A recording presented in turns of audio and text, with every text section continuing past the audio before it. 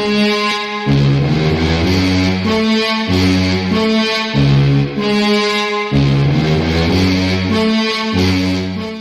what's up guys? Today we're going to learn about what to play against the Slav, but before we get into that, don't forget to like this video and subscribe for more great opening videos.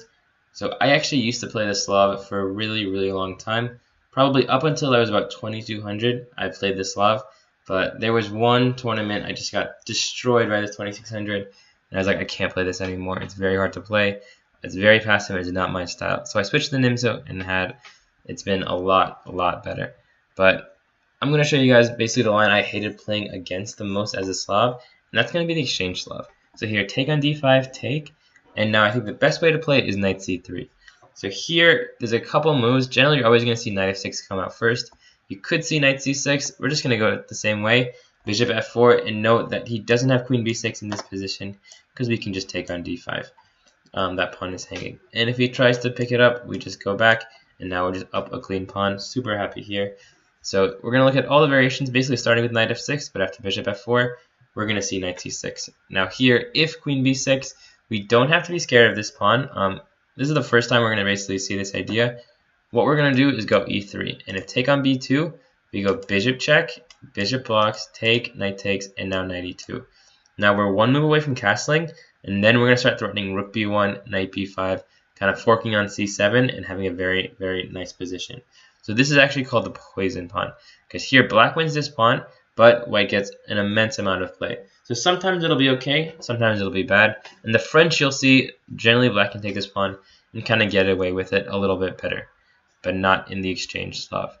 So queen b6 we don't have to be worried about. So instead you might see knight c6, now e3, and here we have a couple of moves. So if queen b6, same idea, bishop d3, take, knight e2, knight b4, check, here, castle, queen c2.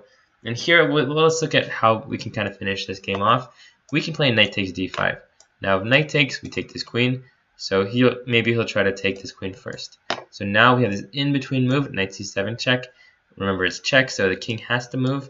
Now we're going to take here, and this rook is under attack. So after rook b8, now we can go knight to e6 check. Pawn takes, bishop takes, and we're going to have a nice position here.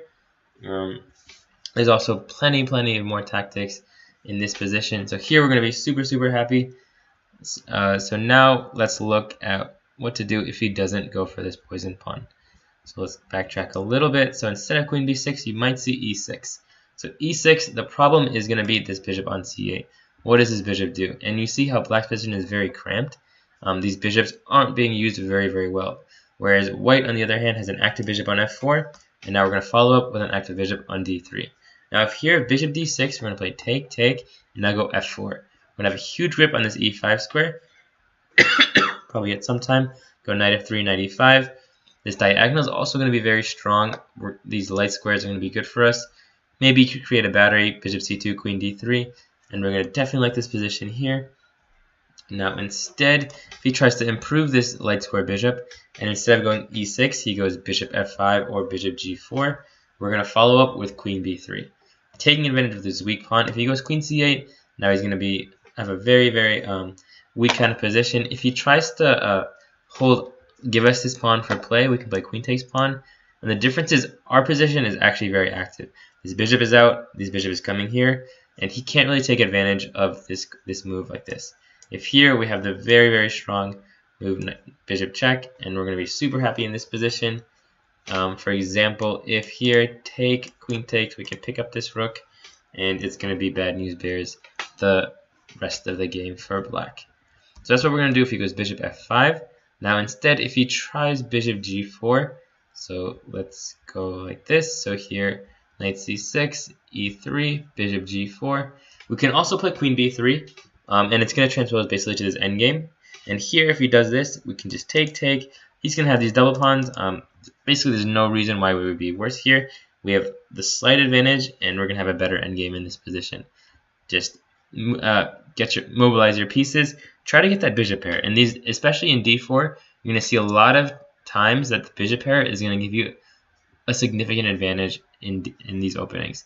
Just because they're more about the positional kind of long-term advantages, and having those advantages is going to help you win your game, as opposed to e4 where you're kind of just playing for checkmate and tactics. So that's what we're going to do with bishop g4. Another way we could fight bishop g4 is we can go f3. And you're going to see this a lot. I like to go knight to e2. I don't want to put this knight on f3 because then this pin is kind of annoying. So let's say, for example, f3, bishop f5, and here we can actually go e4. And if take d5 is super, super strong because here's light squares are weak.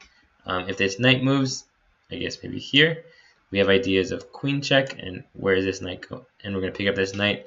And here are us being ahead in development is really helping us in this position, which is why I think that the exchange Slav can get you a lot of play for white if you know where to put your pieces.